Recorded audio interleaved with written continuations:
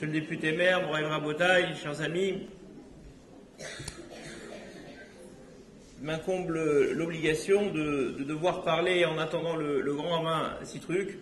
Position toujours assez indélicate, vous n'êtes pas venu pour m'écouter, mais plutôt que de rien faire, eh bien je pense qu'il vaut mieux dire un Dvar Torah, malgré que ces moments-là sont souvent des moments de rencontre et d'échange. Mais depuis que le Rav Pinto était passé à Sarcelles, et on l'attendait, il m'avait appelé, il m'avait dit « mais il faut faire court ». J'ai dit « mais ils ne sont pas venus pour m'écouter ». Alors il m'a dit « mais il faut faire court parce que vous n'avez pas le droit d'avoir une communauté qui est en train d'attendre quelqu'un ». Et donc le grand rabbin vient de m'envoyer un SMS pour me dire qu'il arriverait, sans vous faire peur, à 45. Et donc je lui ai demandé d'accélérer un petit peu sur le périph'. Mais donc on va essayer de dire quelque chose et surtout de présenter cette soirée. Cette soirée, elle est importante. Bien entendu, on reçoit le grand rabbin. C'est toujours un plaisir, un bonheur de le recevoir. Mais vous voyez que le maire est venu aussi pour le recevoir. Vous êtes présents pour le recevoir, mais je pense qu'on est aussi surtout là, et pour beaucoup d'entre vous, eh bien on est là aussi pour prier pour Bébert. Voilà, Bébert c'est un ami, et comme le disait le maire tout à l'heure, on reconnaît ses amis lorsqu'on est dans des périodes difficiles. Bébert connaît une période difficile, il a besoin d'être soutenu. Aujourd'hui on a fait venir notre photographe professionnel, docteur des photos maintenant, et donc qui va se charger justement d'envoyer toutes ces photos. Pourquoi envoyer ces photos? Parce que Bébert, ça fait maintenant un mois qu'on a la date de cette conférence, et ça fait un mois qui me dit « alors, tu as fait de la publicité, ils vont venir, tu crois, etc. » Parce qu'il a toujours, c'est un homme qui aime bien la perfection, et qui veut que les choses réussissent. Mais ce qui l'embêtait le plus, c'est de déplacer une personnalité et ne pas pouvoir l'honorer. Il m'a dit, tu comprends, moi je suis prêt à annuler. Dis-moi, s'il n'y a pas de monde, j'annule tout. Je lui ai dit, pourquoi tu veux tout annuler? Il m'a dit, parce qu'on ne peut pas déplacer quelqu'un comme ça, avec personne.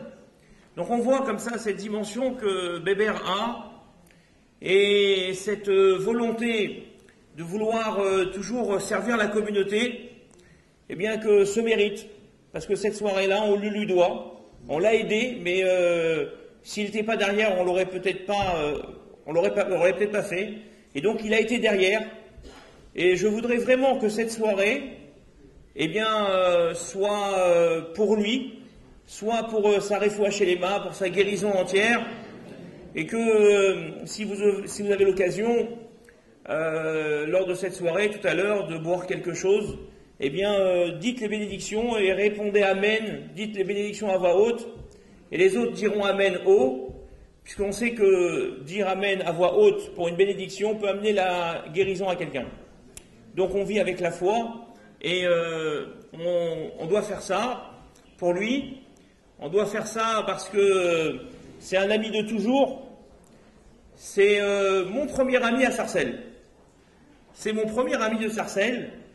Et donc c'est vraiment la première personne que j'ai vue, à part à l'époque le président, c'était, alors moi je suis arrivé dans une période un peu compliquée, le président c'était Marco Djebali, mais une fois qu'il m'a pris, c'était Isaac Messalem qui est là d'ailleurs.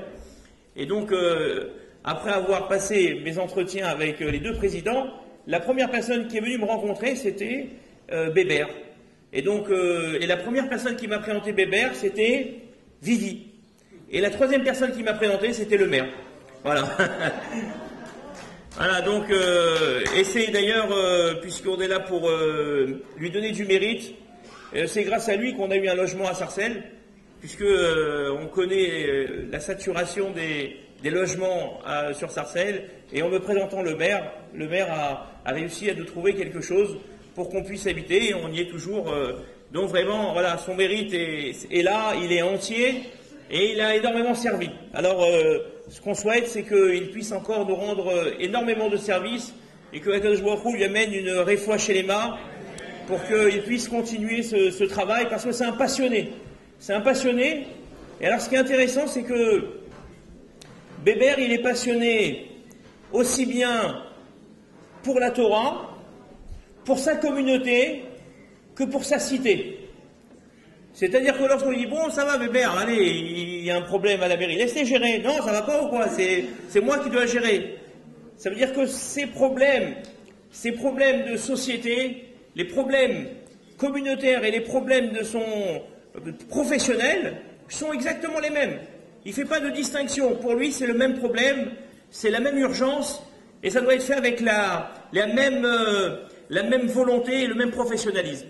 Voilà, en tous les cas, pour ces paroles d'introduction pour Béber, parce que c'est vraiment un grand ami et que je voulais vraiment qu'on dise quelque chose sur lui ce soir, et qu'on pense vraiment à lui, eh bien, je vais maintenant vous dire un petit Dvar Torah. Vous savez que dans la paracha de cette semaine, les parachutes, elles sont extraordinairement riches.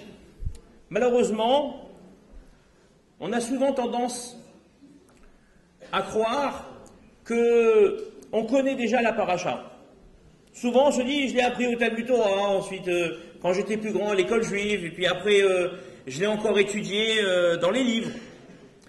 Mais en réalité, celui qui dit ça est celui qui n'a jamais appris la paracha.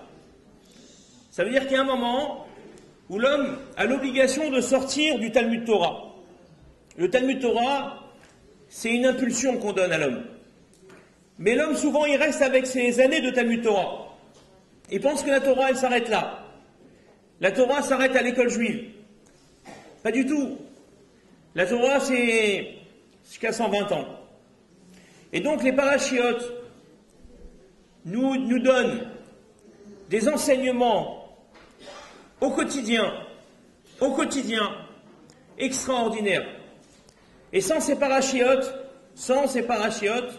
eh bien, on ne pourrait pas concevoir la vie. À tel point que, je crois que c'est le Netziv, il disait que celui qui ne connaît pas sa paracha avec Rashi, eh bien, ira dans le Olam Haba pieds nus. Ça veut dire que c'est un manque terrible que de ne pas connaître Rashi. Pourquoi Rashi il est important? Parce que Rashi est éclairant. Rashi est celui qui nous amène l'explication. Et justement, le premier Rashi de la paracha de cette semaine, il nous dit la chose suivante. Ve'asuli migdash ve'shachanti betocham. Et vous me ferez un sanctuaire et je résiderai parmi eux. Li, Rashi nous dit li pour moi, c'est la possession. Et donc Rashi nous dit pourquoi Dieu emploie ce mot de li pour nous dire lishmi, avec sincérité, avec authenticité. En d'autres termes, Dieu demande de faire don pour construire le tabernacle, pour construire sa résidence, de manière sincère. Il fallait que lorsqu'on amène des tentures, lorsqu'on amène de l'or, de l'argent, eh bien il fallait que ça soit sincère. Il fallait qu'on soit authentique, qu'on le donne parce qu'on a envie de le donner, parce qu'on adhère à un projet. Et si on ne le faisait pas, qu'est-ce qui se passait? Que se passait-il? Comment authentifier un don? Vous imaginez, demain, quelqu'un il arrive à la synagogue, il vous donne 100 €, vous dites non, ceux-là, ils ne sont pas sincères, j'en veux pas. Comment vous allez savoir? Comment Moshe il a fait? L'or c'est l'or, les tentures sont les tentures, les poteaux sont des poteaux. Comment a-t-il pu faire pour identifier? Mais qui a donné quelque chose de lishma et qui a donné quelque chose de pas lishma? La deuxième question qu'on peut se poser, c'est qu'a priori, on sait que dans la Torah, on est autorisé parfois à accomplir des choses de manière intéressée, parce que, à force de les faire de manière intéressée, un jour on les viendra à les faire sincèrement. Mitor shelo lishma, balishma, c'est la formule consacrée. Donc, par exemple, le Gaon de Vilna nous donne un exemple. Quelqu'un a du mal à se lever le matin à la prière. C'est quelque chose de très répandu.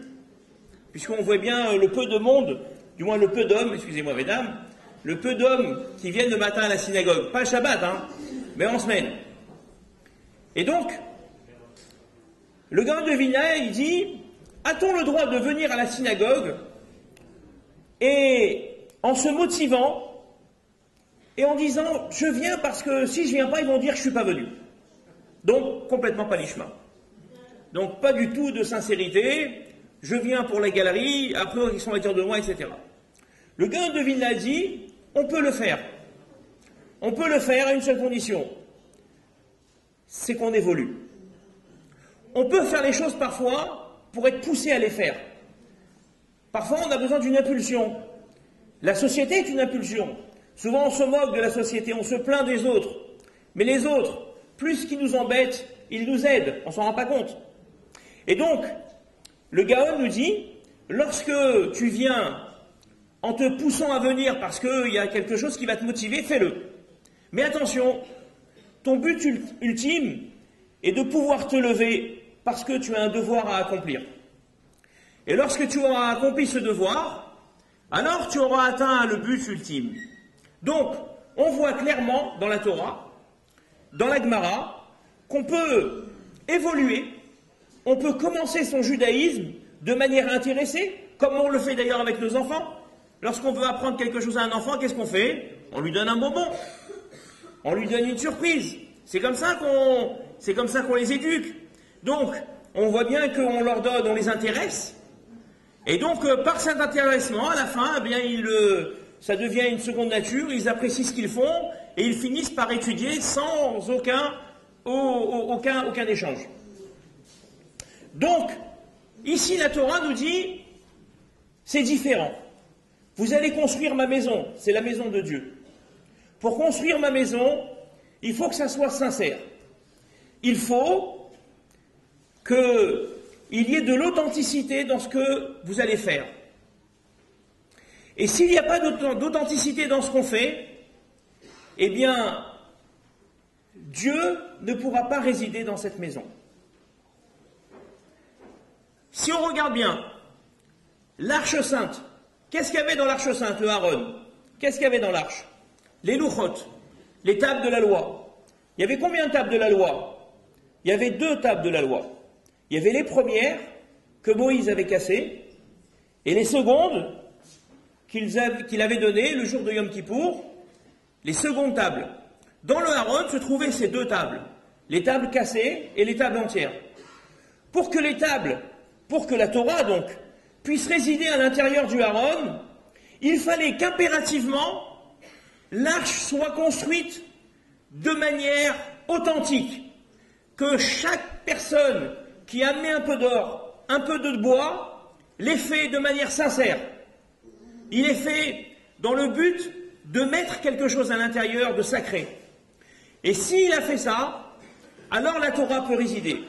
Le message de la Torah est très fort ici. On nous dit, tu ne peux pas être le réceptacle d'une bénédiction si tu es intéressé. Il y a un moment où dans la vie, il faut faire les choses par conviction. Car un homme convaincu est un homme forcément qui va aller plus loin. Un homme qui se battra. C'est ce que la Torah nous demande. La Torah nous dit, tu ne peux pas te contenter de faire pour les autres. Tu ne peux pas te contenter de faire parce que ça te donne bonne conscience. Non, tu dois le faire parce que tu dois être convaincu de le faire. De la même manière, lorsque une maman donne à manger à son enfant, elle lui dit, tu sais, si tu manges, eh bien je vais te donner une image. Alors l'enfant, maman, il se dit, bon, je vais faire plaisir à ma mère. Elle va me donner une image, je vais lui faire plaisir. Mais en réalité, est-ce que l'enfant fait plaisir à sa mère? L'enfant ne se rend pas compte, mais il est en train de subsister grâce à sa mère. C'est-à-dire qu'elle lui donne les vitamines et l'essentiel à son développement. Pourtant, lui est persuadé qu'il fait plaisir à sa mère. C'est exactement la même chose. Lorsqu'on fait une mitzvah, fait-on plaisir à Dieu? Lorsqu'on vient faire sa prière, lorsqu'on vient étudier, est-ce qu'on lui a donné quelque chose? On ne se rend pas compte, mais on est en train de se construire. Prier, c'est se construire. Étudier, c'est grandir. Et si on ne comprend pas que toutes ces démarches-là sont des démarches d'abord qui vont venir nous construire, alors on ne peut pas comprendre la Torah. La Torah, c'est pas quelque chose que tu donnes, c'est quelque chose que tu prends. D'ailleurs, dans cette paracha, lorsqu'il est écrit Venatenu, c'est un palindrome, Venatenu. Je me rappelle un jour, j'avais fait une conférence sur le Venatenu à Rennes. Vous savez, à Rennes, les gens sont un peu moins pieux qu'à Sarcelles. Et donc, j'avais dit, Venatenu, vous savez, Venatenu, c'est un palindrome, il se lit des deux côtés. Venatenu, Vav, Nun, Tav, Nun, Vav. Et on peut le lire de droite à gauche, en français ou en hébreu. De gauche à droite, ou de droite à gauche, on lit Venatenu. Pourquoi? Parce qu'on te dit, quand tu donnes, tu prends. Donner, c'est prendre. Donc, le mot donner, en hébreu, se lit des deux côtés. Alors, il y a un monsieur, il me dit, excusez-moi, monsieur, mais il n'y a pas qu'en hébreu que ça existe. Je lui dis, ah bon, les palindromes n'existent pas qu'en hébreu? Il me dit, non. Je lui dis, où c'est qu'il y a des palindromes en français? Il m'a dit, Laval. Voilà, donc, il y a aussi des palindromes en français, sauf que, bon, la signification de Laval à l'endroit, à l'envers, je sais pas. Mais en tous les cas, effectivement, c'est ce qu'on doit comprendre. Ce qu'on doit comprendre de la Torah, c'est que elle est avant tout une construction interne. On se construit, on grandit, on se donne de l'énergie, on devient convaincant. Et alors, à ce moment-là, eh bien, la vie prend une autre dimension. Et malheureusement, souvent, eh bien, on reste encore et beaucoup attaché, où on appréhende beaucoup le regard de l'autre. Énormément le regard de l'autre. Et tant qu'on appréhende l'autre, c'est qu'on ne vit pas intensément son judaïsme. Rabbi Yochanan était un grand rabbin. Alors qu'il était sur son chevet de mort, ses élèves sont venus le voir en lui disant « Rabbi, bénis-nous, donne-nous une bénédiction ». Ils ont dit « On va en profiter ». Et avant sa mort, on va lui demander une grande bénédiction. Alors il leur a dit « Pourvu que vous puissiez craindre Dieu comme vous craignez l'homme ». Alors ils ont été déçus. Ils lui ont dit « Tu t'es moqué de nous, tu nous as pris pour des petits. Quoi, c'est à ça que tu veux qu'on aspire? Craindre l'homme comme on craint Dieu? Mais ça a l'air si simple. » Alors il leur a dit « Pourvu que vous puissiez atteindre ce niveau. » Ça veut dire avoir aussi peur de l'homme que de Dieu. Ça veut dire quoi? Lorsque j'ai quelqu'un en face de moi, lorsque je mange avec quelqu'un, je ne mange pas comme quand je mange seul. Je ne m'assois pas comme je m'assois quand je suis seul. Or, la dimension de Dieu, c'est pouvoir être seul et être en symbiose avec lui. C'est-à-dire, à aucun moment, être en déconnexion avec la réalité de Dieu. Comme cet enfant qui regarde à droite et à gauche et qui veut voler une pomme. Et il y a une voix du ciel qui lui dit « Mais tu n'es pas seul ». Ben oui, parce qu'on n'est jamais seul. La dimension de Akadosh Baruch Hu, cette dimension en 3D que nous devons impérativement nous inculquer, est une dimension primordiale. C'est ce que la Torah ici est en train de nous dire. Veshachanti betocham, ve'asuli migdash li lishma. Il faut de la sincérité. Il faut arriver au fur et à mesure, c'est un long travail, mais il faut arriver au fur et à mesure, arriver à de la sincérité. Il faut arriver à être authentique, à essayer de chasser cette carapace que l'on se donne pour se réaliser véritablement. Alors, la question qu'on avait posée, la deuxième question qu'on avait posée, c'était comment Moshe a-t-il pu savoir que l'argent qui a été donné était de l'argent sincère? La réponse est très simple, et elle est terrible. Si vous regardez bien à la fin des parachiotes, lorsque Moshe fait son bilan, d'accord, son rapport moral et financier, vous savez que la première fois, monsieur le maire, qu'un rapport moral et financier a été fait, c'est à l'époque de Moïse. Le premier homme qui a fait un rapport moral et financier, c'est Moïse, lorsqu'il a récolté de l'argent, donc il a pris des fonds publics, et avec ces fonds-là, il a construit quelque chose, et bien à la fin de la section de Shemot, de l'Exode, Moïse dresse le bilan de ce qu'il a fait au centime près. Et le texte nous dit, et il est resté, Véoter. Il y a eu plus, Moshe dit, voilà, il me reste tout ça. Et la question que les commentateurs posent, mais s'il reste, c'est donc que certains ont donné pour rien. Certains ont donné pour rien, puisqu'il y en avait en trop. Donc, le recyclage, on va dire, c'est fait tout seul. Là où il y avait de l'insincérité, c'est parti. Là où il n'y avait pas du tout de sincérité, c'est resté en plus. Mais dans l'or, il y a aussi des pertes. Lorsqu'on sculpte de l'or, lorsqu'on fond de l'or, vous avez forcément des pertes. Donc il y a des endroits qui ont servi à faire un modelage, mais qui ont été aussi perdus en sculptant. Donc on s'est servi quand même de cela, mais à la fin c'est parti. Il y a des endroits qu'on a dû couper, les tentures par exemple, on a dû les couper. Donc quand on coupe, il y a du gâchis, donc ça aussi ça a été jeté.